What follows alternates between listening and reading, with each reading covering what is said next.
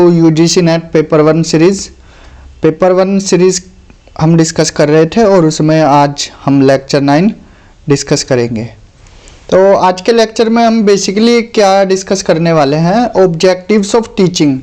हमने 8 लेक्चर्स में एजुकेशन और टीचिंग के बारे में पढ़ा है और टीचिंग अभी भी चल रहा है। और तो आज हम पढ़ेंगे ऑब्जेक्टिव्स ऑफ टीचिंग, यानी कि टीचिंग के उद्देश्य क्या हैं, टीचिंग हम करते क्यों हैं। अगर ऑब्जेक्टिव्स की बात की जाए, ऑब्जेक्टिव्स है क्या चीज़?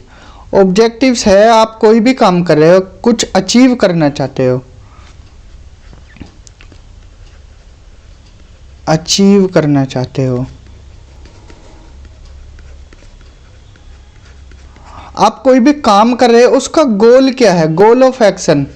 आप XYZ कोई भी काम कर रहे हो, खाना पका रहे हो या कुछ भी क्रिकेट खेल रहे हो, उसका गोल क्या है, गोल ऑफ एक्शन। किसी भी कार्य का गोल क्या है, वही क्या है, ऑब्जेक्टिव है। Something you plan to achieve,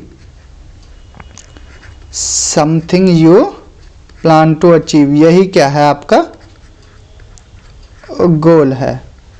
तो आज बेसिकली हम यही डिस्कस करेंगे, ऑब्जेक्टिव्स ऑफ टीचिंग, टीचिंग के क्या ऑब्जेक्टिव्स हैं। तो चलिए आज का लेक्चर स्टार्ट करते हैं। A good objective should be specific.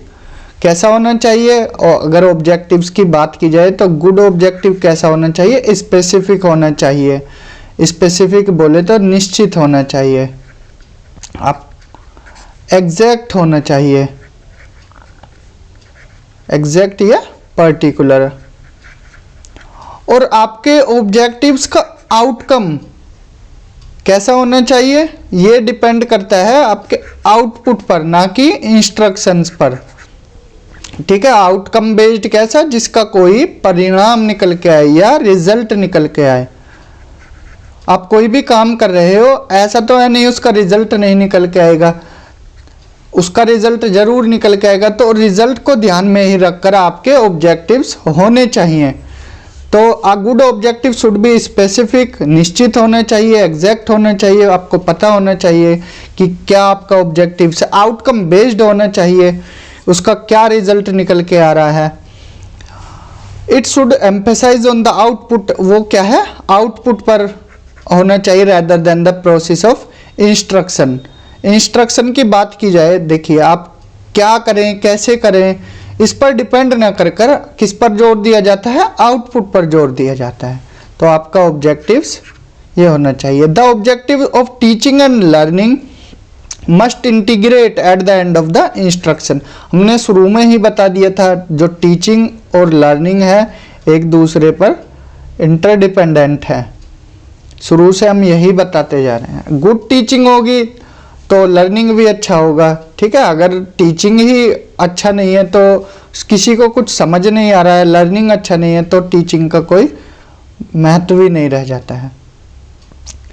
There are 2 main ways of classify instructional objectives. यहाँ हम जो ऑब्जेक्टिव्स ऑफ टीचिंग पढ़ेंगे, ऑब्जेक्टिव्स ऑफ टीचिंग पढ़ने जा रहे हैं, तो वो क्या है,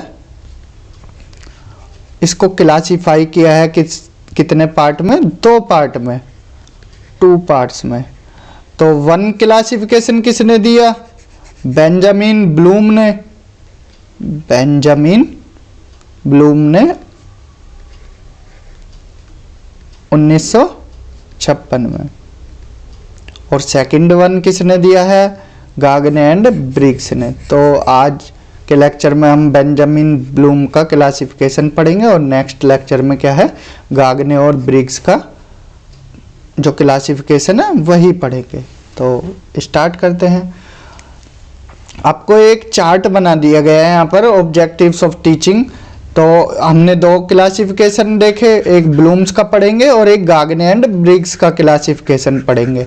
आपको यहाँ पर एक ये चार्ट इसलिए बना के दिया गया है क्योंकि आपको आगे क्या पढ़ने जा रहे हैं वो इजीली समझ आए। तो ब्लूम्स क्लासिफिकेशन में 3 डोमेन है, कॉग्निटिव डोमेन, अफेक्टिव डोमेन और साइकोमोटर डोमेन। कॉग्निटिव, अफेक्टिव और साइकोमोटर, ये क्या होने, कैसे होते हैं, क्या होते हैं, तो ये हम अभी आगे डिस्कस करने जा रहे हैं। और गागने और ब्रिग्स में हम intellectual skill, cognitive strategy, verbal information, motor skills, attitudes, ये सब नेक्स्ट लेक्चर में हम कवर करेंगे। तो बेसिकली आज का लेक्चर हमारा किस पर डिपेंड है? ब्लूम्स क्लासिफिकेशन पे। तो चलिए शुरू करते हैं। Bloom's classification of teaching and instructional objectives. ठीक है, टीचिंग के क्या ऑब्जेक्टिव्स हैं वो ब्लूम्स का क्लासिफिकेशन हम देखेंगे। अगर इस क्लासिफिकेशन की बात की जाए तो 3 कैटेगरी जो कि हमने चार्ट अभी पीछे देखा था उसमें बता दिए, कॉग्निटिव डोमेन, अफेक्टिव डोमेन और साइकोमोटर डोमेन। तो पहला डोमेन पढ़ेंगे हम कॉग्निटिव डोमेन। कॉग्निटिव डोमेन की बात की जाए तो ये किस पर डिपेंड होता है? मेंटल स्किल्स पर। या बात की जाए किस पर डिपेंड होता है? इंटेलेक्चुअल स्किल्स पर। बेसिकली यहाँ बात की जाती है किसकी? बोध की बात की जाती है। जो आपकी मेंटल स्किल्स है उनकी बात की जाती है। मेंटल स्किल्स में थिंकिंग हो गया, रीजनिंग हो गया, आप कोई भी चीज़ें कर रहे हैं सोचोगे और तर्क सहित जवाब दोगे, और रिमेम्बरिंग हो गया, याद करने की आपकी कैपेसिटी कैसी है। तो थिंकिंग, रीजनिंग, रिमेम्बरिंग, तो कॉग्निटिव डोमेन में यही मेंटल स्किल आएगा, इंटेलेक्चुअल स्किल आएगा। यहाँ पर हम किसकी बात करेंगे? बोध की बात करेंगे। ठीक है, इतना आपको समझ आया होगा। It is related to the development of intellectual capability. ये हमने अभी बताया कि किस पर डिपेंड होता है? इंटेलेक्चुअल कैपेबिलिटीज़ पर, आपकी थिंकिंग पावर पर, आपकी नॉलेज पर।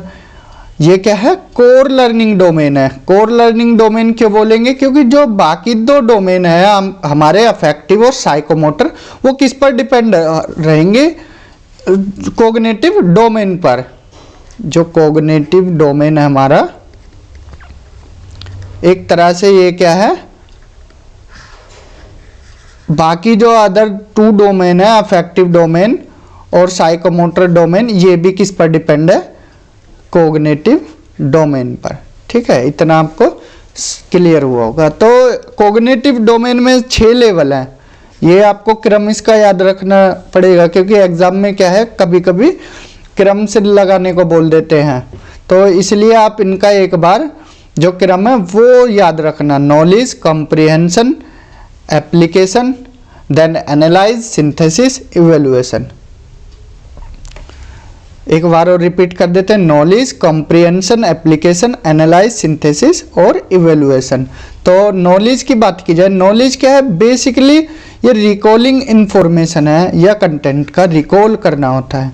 आपकी नॉलेज को चेक करना है हमको, तो कैसे चेक करेंगे? आपने कोई चीज़ पढ़ी होगी तो उसको रिकॉल करके बताओगे। अगर सपोज करो कोई डिबेट हो रहा है और वहाँ पर आप तर्क के साथ आंसर देना चाहते हो, तो आप रिकॉल करोगे जो आपने पढ़ा है या समझा है, आपके पास जो कंटेंट है आप उसको रिकॉल करोगे, तो वही आपकी नॉलेज कहलाएगी। आप जो भी वहाँ पर अपना ज्ञान निकाल के बताओगे, तो यही है नॉलेज।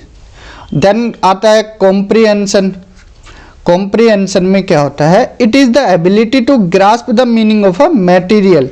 इसमें क्या है? जो आपके पास कोई भी मटेरियल है या कोई भी कंटेंट है, तो उसको आप ग्रास्प करोगे, समझोगे कि ये चीज़ है क्या। आपको टीचर कुछ पढ़ा रहा है, ठीक है, तो आप क्या है, कोई भी चीज़ है तो उसका मीनिंग समझोगे पहले कि ये चीज़ होती क्या है। तो ये क्या है? कॉम्प्रिहेंशन है। देन एप्लीकेशन है।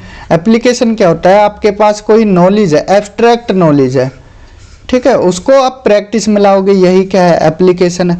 एब्स्ट्रैक्ट नॉलेज क्या होता है? ये सैद्धांतिक ज्ञान होता है। सैद्धांतिक ज्ञान बेस्ड होता है किस पर? जनरल आइडियाज़ पर। ठीक है, रियल थिंग्स ना होकर या रियल इवेंट्स ना होकर, ये क्या होता है? बेस्ड होता है किस पर? जनरल आइडियाज़ पर। तो यही एब्स्ट्रैक्ट नॉलेज को कन्वर्ट करना किस में? प्रैक्टिस में। यही हो जाता है आपका एप्लीकेशन। देन मूव करेंगे आगे। 4th one is analyse. Analyse में क्या होता है? आपके पास कोई एक टॉपिक है, ठीक है, सपोज हम ले लेते हैं आईवीसी, आईवीसी बोले तो इंडस वैली सिविलाइजेशन, सिंधु घाटी सभ्यता। ठीक है, इसका एग्जाम्पल इसलिए दिया जाता है क्योंकि ये आपने पढ़ा होगा, जरूर पढ़ा होगा। तो इंडस वैली सिविलाइजेशन को आपको समझना है अगर पूरे को, तो आप क्या करोगे, इंडस वैली सिविलाइजेशन को सब पार्ट्स में तोड़ दोगे। General information of Indus valley civilisation, language of civilisation, burial practice of IVC, ठीक है, रिलीजियस प्रैक्टिस ऑफ आईवीसी। तो आपने इसको ब्रेक डाउन कर दिया है। ठीक है, तो यही होगा आपका analysis. It involves breaking down a communication into its constituent parts in such a manner that relationship of ideas is understood better। आपने इसको ब्रेक क्यों किया, क्योंकि चीजें आपको इजीली समझ आ जाए। आई होप एनालाइज आपको क्लियर हुआ होगा। और सिंथेसिस क्या है, इसका जस्ट अपोजिट होता है। आप इतने सारे टॉपिक हैं उसको कंबाइन करके कोई एक टॉपिक बना दो, यही क्या हो जाता है, सिंथेसिस हो जाता है। ये क्या है, एक तरह से अपोजिट है। It is basically about combining the constituent part to make it a whole. ये क्या है, एक तरह से एंटोनियम है। एंटोनियम बोले तो इसका जस्ट अपोजिट है। देन आता है इवेल्युएशन। इवेल्युएशन बोले तो मूल्यांकन करना। आपने कोई भी चीज समझी या पढ़ी तो उसका क्या करोगे, आप जजमेंट करोगे, हाउ गुड और बैड दे आर। ठीक है, कितना ठीक है कितना गलत है, तो यही तो इवेल्युएशन होता है। प्रोसेस ऑफ जजिंग, एक तरह से इवेल्युएशन को क्या बोलते हैं, प्रोसेस ऑफ जजिंग, जज करना। आपने इतना सब किया है तो उसके बारे में बताना कि कितना ठीक है कितना गलत है, तो यही क्या है, इवेल्युएशन है। It involve judgement made about the value of methods and materials for particular purposes. तो अभी तक हमने क्या पढ़ा है, अभी हम ऑब्जेक्टिव्स ऑफ टीचिंग पढ़ रहे थे। ऑब्जेक्टिव्स ऑफ टीचिंग में हमने क्या है, आज स्टार्ट किया है Bloom's classification. Objectives of teaching में 2 क्लासिफिकेशन पढ़ेंगे, गागने एंड ब्रिग्स हम नेक्स्ट क्लास में पढ़ेंगे, गागने एंड ब्रिग्स। तो ब्लूम्स में हमने क्या है, 3 डोमेन देखे। 3 डोमेन में कॉग्निटिव डोमेन, अफेक्टिव डोमेन और साइकोमोटर डोमेन। ये बार बार रिपीट इसलिए करा रहे हैं, चीजें आपको यहीं क्लियर हो जाए। ठीक है, कॉग्निटिव डोमेन में हमने 6 लेवल्स देखे। ये इनका प्लीज इनका क्रम याद रखना, क्योंकि ये पूछ लिया जाता है एग्जाम में और वहां पर फिर बोलते हैं क्वेश्चन टफ आया है। टफ नहीं होता, बेसिकली आपने उसको ध्यान से नहीं देखा। चीजें तो आपको पता है, अब आपको क्रम नहीं पता इनका तो आप गलत कर लोगे चीजों को। तो इनका क्रम क्या है, एक बार देख लेते हैं इनका। Knowledge, comprehension, application. नंबर 1 पे क्या आएगा, knowledge, comprehension,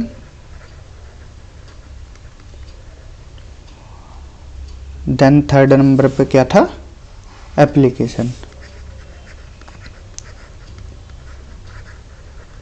then analysis, then synthesis and last one is evaluation. तो ये 6 लेवल थे किसके, कॉग्निटिव डोमेन के। आई होप इतना क्लियर हुआ होगा। तो चलते हैं अगले डोमेन पर। अगला डोमेन है अफेक्टिव डोमेन। लेकिन उससे पहले, अफेक्टिव डोमेन पे जाने से पहले, जो ब्लूम साहब है, बेंजामिन ब्लूम, जिन्होंने अपनी ये क्लासिफिकेशन दी, उनके 2 स्टूडेंट थे, एक एंडरसन और एक डेविड क्रैथवोल। तो उन्होंने क्या है, इसी लेवल को रीअरेंज कर दिया।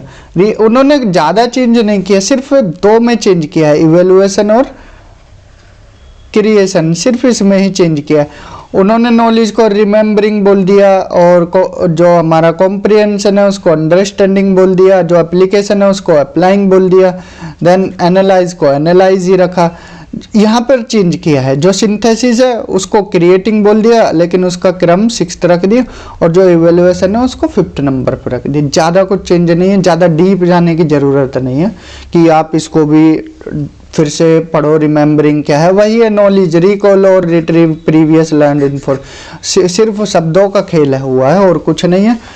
नॉलेज को रिमेम्बरिंग बोल दिया है, कॉम्प्रिहेंशन को अंडरस्टैंडिंग बोल दिया है, एप्लीकेशन को अप्लाइंग बोल दिया, एनालाइजिंग को एनालिसिस जो था एनालाइजिंग ही बोला है।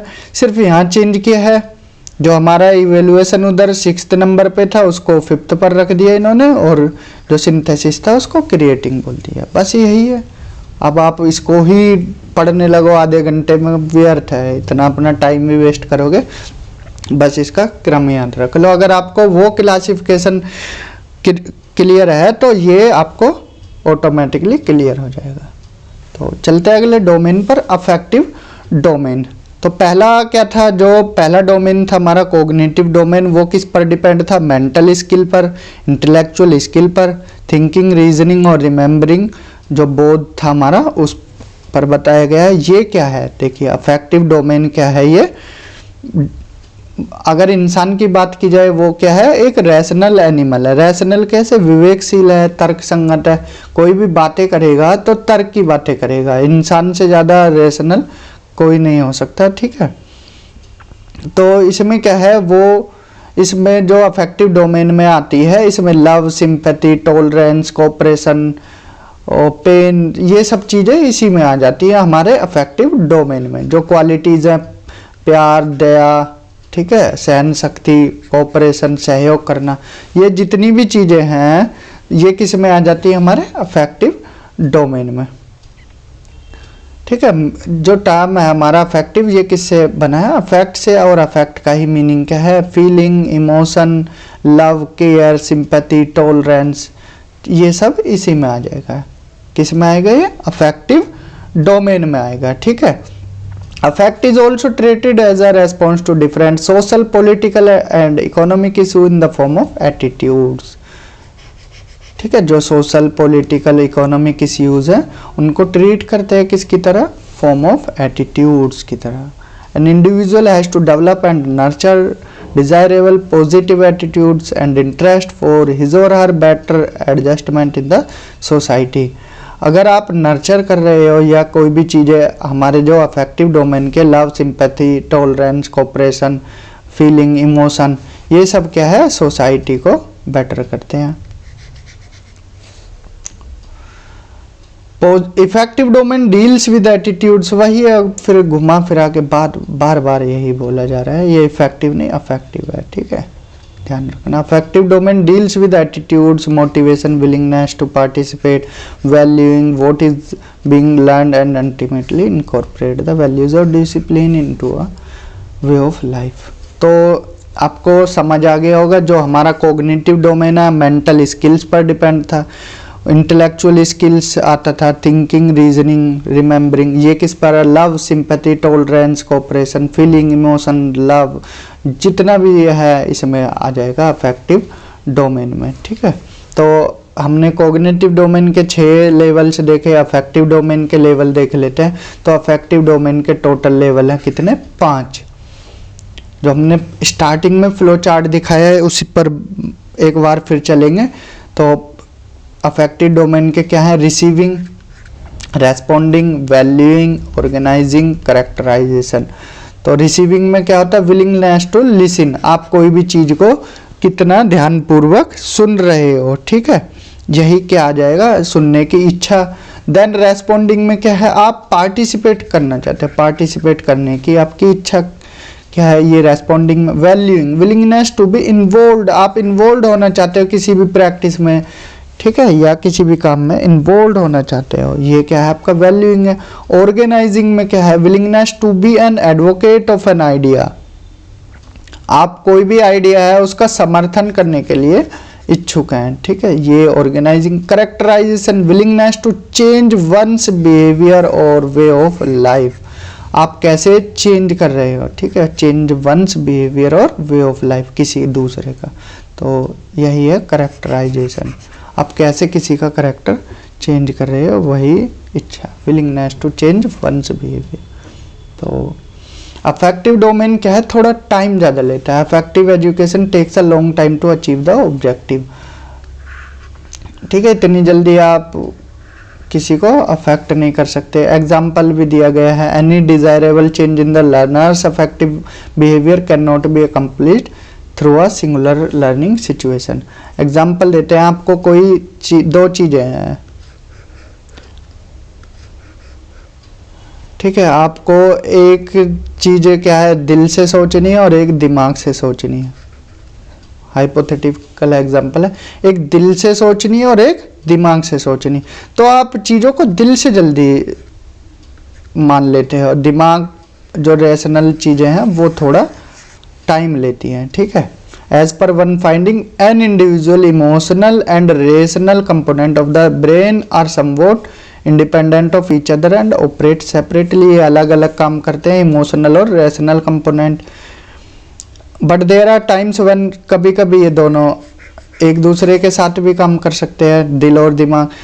एग्जाम्पल दिया गया, when the individual is faced with a problem, कोई अगर किसी इंसान को प्रॉब्लम आती है, कोई डिलेमा आता है, तो डिसीजन लेना चाहता है वो, तो उसका जो इमोशनल सेंटर है ब्रेन का, तो वो पहले काम कर देगा।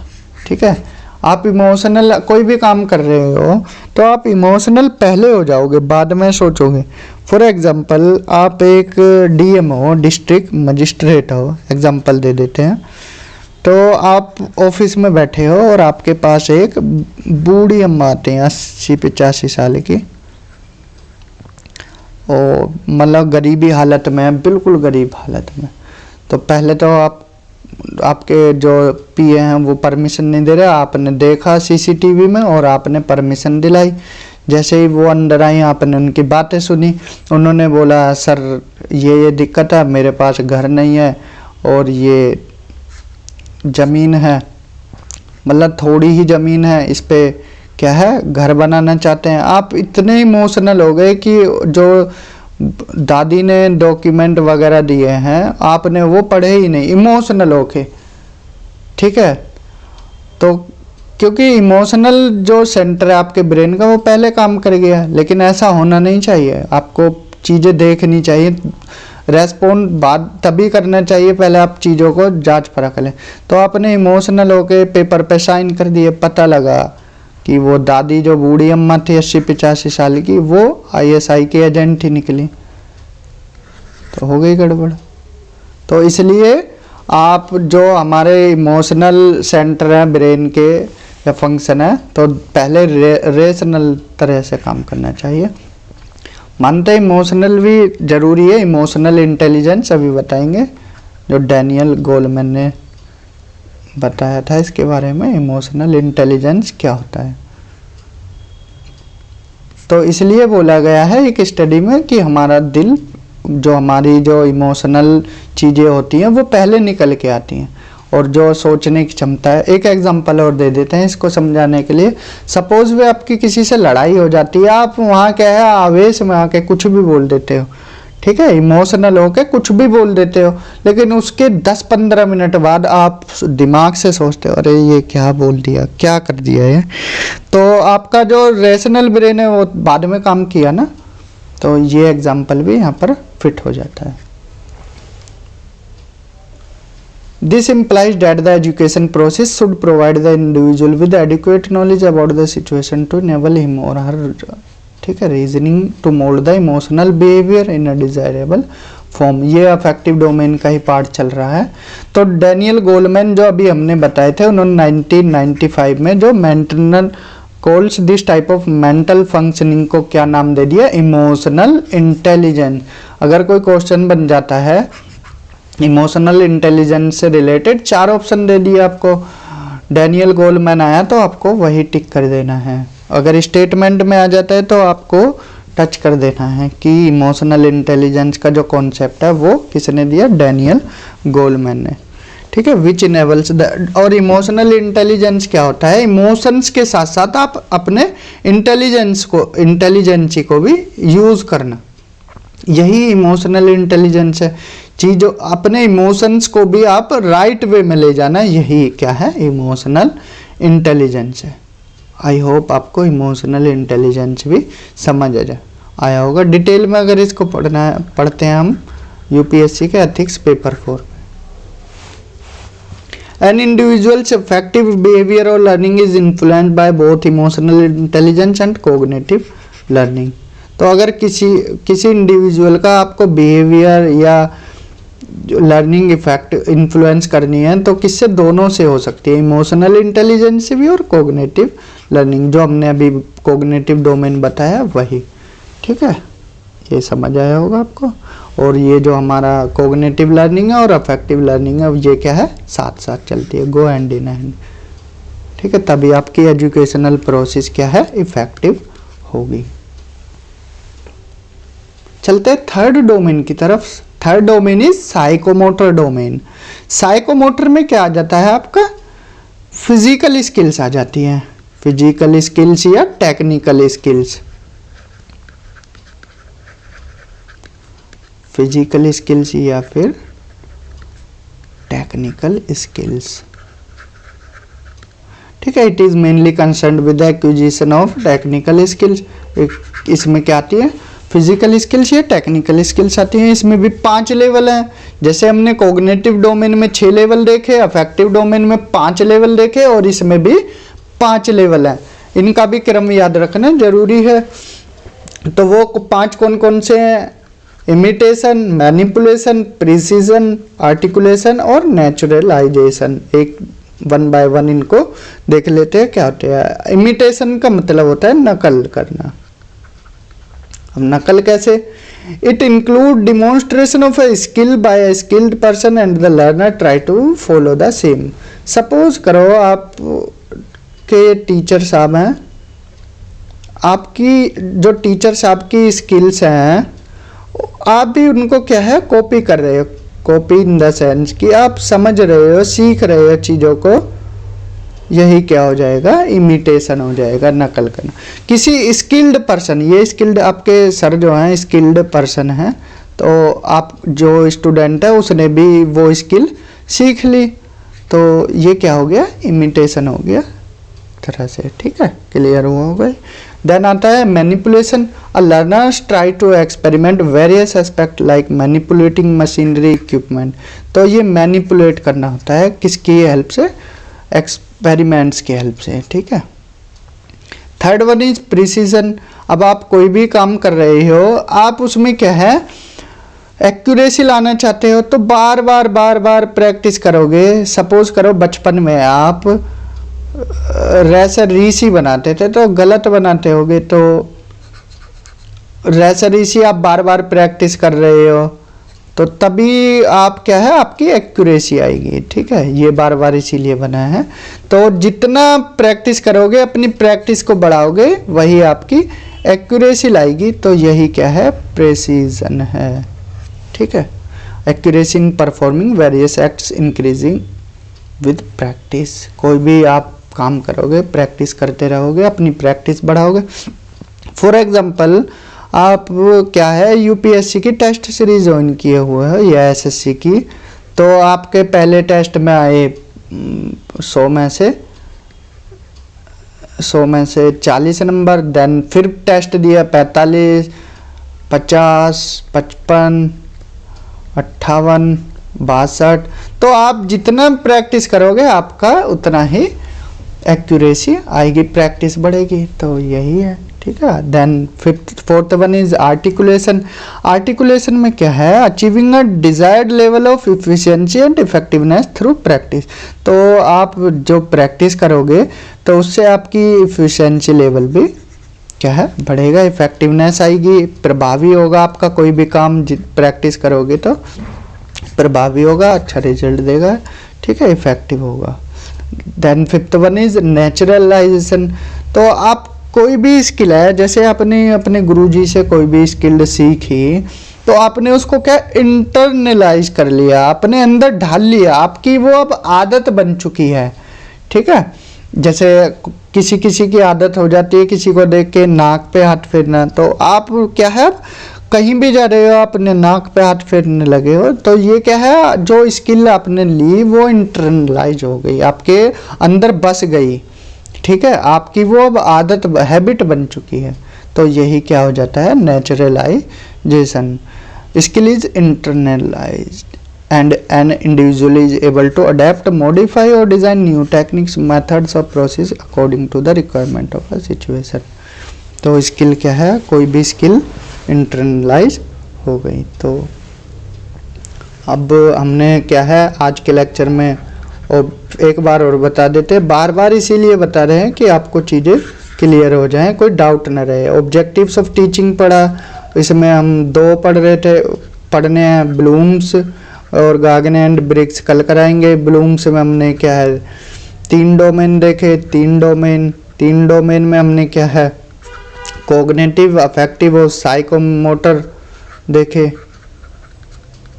कॉग्निटिव, अफेक्टिव और साइकोमोटर देखे। देन इनके पार्ट्स देखे, कॉग्निटिव के 6 लेवल थे और अफेक्टिव के 5 लेवल थे और साइकोमोटर के भी 5 लेवल थे। एक बार पीछे जो हमने चार्ट देखा उस पे चलते हैं कि ये रहा chart. Objective of teaching, Bloom's classification, cognitive ने knowledge, comprehension, application, analyse, synthesis और इवेल्युएशन। देन अफेक्टिव डोमेन में receiving, responding, valuing, organisation, characterisation. Psychomotor में हमने इमिटेशन देखा, मैनिपुलेशन, प्रिसिशन, आर्टिकुलेशन, नेचुरलाइजेशन। ये आप चार्ट याद रख लोगे तो ओवरऑल आपको क्रक्स समझ आ जाएगा। कल के लेक्चर में हम क्या है गागने और ब्रिग्स का क्लासिफिकेशन देखेंगे। तो ये कंक्लूजन और देख लेते हैं एक बार। Thus we can see that learning takes place through 3 different channels. कौन कौन से 3 चैनल, कॉग्निटिव, साइकोमोटर, अफेक्टिव, ठीक है। इनके process, it takes place as one process, एक प्रोसेस की तरह काम करते हैं। The 3 types of learning are not mutually exclusive. आप इनको अगर बोले कि तीनों डिफरेंट है तो ऐसा नहीं है, ये साथ साथ क्या है काम करती हैं।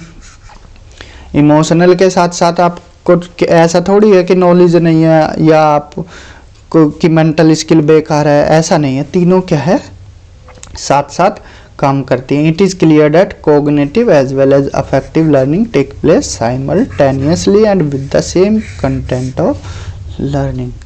तो ये म्यूचुअली एक साथ काम कर सकते हैं तीनों डोमेन। तो आज के लेक्चर में हमने क्या है यही सब पढ़ा है। एक बार इसको ध्यान से पढ़िए और रिवाइज करिए। तो आज के लेक्चर में इतना ही, मिलते हैं अगले लेक्चर में गागने एंड ब्रिग्स क्लासिफिकेशन के साथ। Till then bye, have a good day.